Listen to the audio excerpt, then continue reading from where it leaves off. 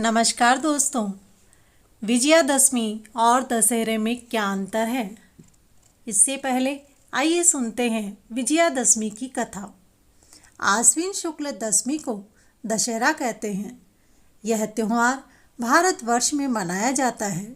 क्षत्रियों का यह बहुत बड़ा पर्व है।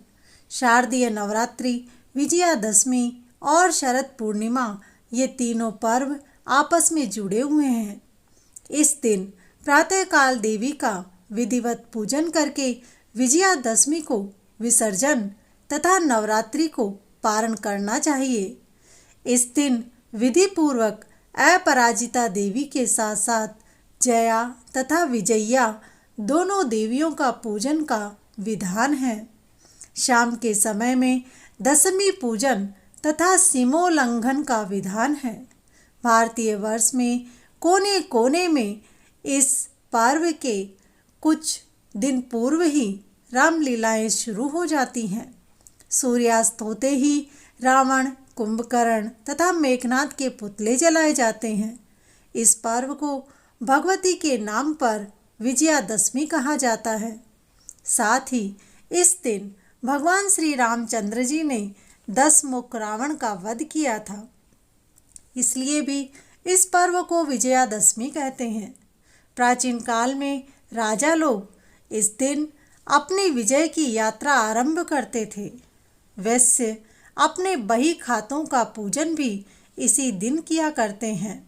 राजस्थान आदि कुछ प्रदेशों की परंपरा के अनुसार इस दिन घरों में दीवार पर गेरू से दशहरा का चित्र बनाकर जल, रोली और चावल से पूजा की जाती है। दीप, धूप आदि से आरती होती है। दशहरे पर जो 2 गोबर की हांडी रखी जाती है, उनमें से एक में तो रुपया तथा दूसरे में फल, रोली एवं चावल रख करके दोनों हांडियों को ढक दिया जाता है। दीपक जलाकर परिक्रमा देकर दंडवत प्रणाम किया जाता है। थोड़ी देर बाद हांडी में से रुपया निकालकर अलमारी में रखते हैं और हांडियों का विसर्जन तालाब में ले जाकर कर दिया जाता है। विजयादशमी हमारा प्रमुख त्यौहार है। दशमी के दिन भगवान रामचंद्र जी की सवारी बड़े ही धूमधाम से सज धज कर बाजारों से घूमते हुए निकलती है। रावण, मेघनाद और कुंभकर्ण का वध करते हुए लंका नगरी का विनाश करने की लीला रचाई जाती है। इस दिन नीलकंठ पक्षी के दर्शन करना बहुत ही शुभ माना जाता है। एक बार माता पार्वती ने शिवजी से विजयादशमी के फल के बारे में पूछा। शिवजी ने उत्तर दिया, आश्विन शुक्ल दशमी को सायंकाल में तारा उदय होने के समय विजय नामक काल होता है, जो सभी मनोकामनाओं को पूरी करने वाला होता है। इस दिन श्रवण नक्षत्र का संयोग हो तो और भी शुभ माना जाता है। भगवान राम ने इसी विजय काल में लंकापति रावण को परास्त किया था। इसी काल में शमी वृक्ष ने अर्जुन के गांडीव धनुष को धारण किया था। पार्वती माता ने पूछा, शमी वृक्ष ने अर्जुन का धनुष कब और किस प्रकार धारण किया था? शिवजी ने उत्तर दिया। शिवजी बोले, दुर्योधन ने पांडवों को जुए में हराकर 12 वर्ष का वनवास तथा 13वें वर्ष में अज्ञातवास की शर्त रखी थी। 13वें वर्ष में यदि उनका पता लग जाता तो उन्हें 12 वर्ष का वनवास और भोगना पड़ता। इसी अज्ञातवास में अर्जुन ने अपने गांडीव धनुष को शमी वृक्ष पर छुपाया था तथा स्वयं बृहन्नला के वेश में राजा विराट के पास में नर्तकी बनकर रहे थे। जब गौ रक्षा के लिए विराट के पुत्र कुमार ने अर्जुन को अपने साथ लिया, तब अर्जुन ने शमी वृक्ष पर से अपना धनुष उठाकर शत्रुओं पर विजय प्राप्त की थी।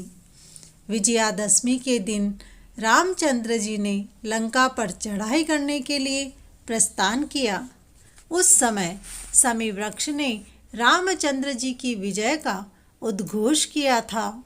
इसीलिए दशहरे के दिन शाम के समय विजय काल में शमी वृक्ष का पूजन होता है।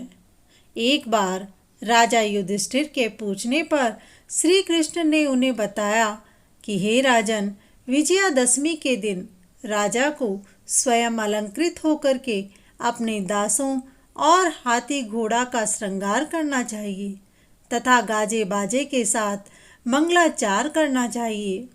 उसे उस दिन अपने पुरोहित को साथ में लेकर पूर्व दिशा में प्रस्थान करके अपनी सीमा से बाहर जाना चाहिए और वहाँ वास्तु पूजा करके अष्ट दिक्पालों तथा पार्श्व देवता की वैदिक मंत्रों से पूजा करनी चाहिए। शत्रु की मूर्ति अथवा पुतला बनाकर उसकी छाती में बाण लगाएं और पुरोहित वेद मंत्रों का उच्चारण करें। ब्राह्मणों की पूजा करके हाथी, घोड़ा, अस्त्र शस्त्र आदि का निरीक्षण करना चाहिए। यह सब क्रिया सीमांत में करके अपने महल में लौट आना चाहिए। जो राजा इस विधि से विजय उत्सव करता है वह सदा अपने शत्रुओं पर विजय प्राप्त करता है। दशहरे और विजयादशमी में क्या अंतर है? इस दिन भगवान राम ने दशानन रावण का वध किया था, इसीलिए इसे दशहरा कहा जाता है। इसके अलावा इस दिन देवी दुर्गा ने नवरात्रि के 9 दिन के युद्ध के बाद में 10वें दिन महिषासुर का वध किया था, इसीलिए इसे विजयादशमी कहा जाता है। विजयदशमी को असत्य पर सत्य की विजय के रूप में मनाया जाता है। ऐसी ही कहानियाँ सुनने के लिए चैनल को सब्सक्राइब करें और बेल आइकन पर क्लिक करें। कहानी सुनने के लिए धन्यवाद।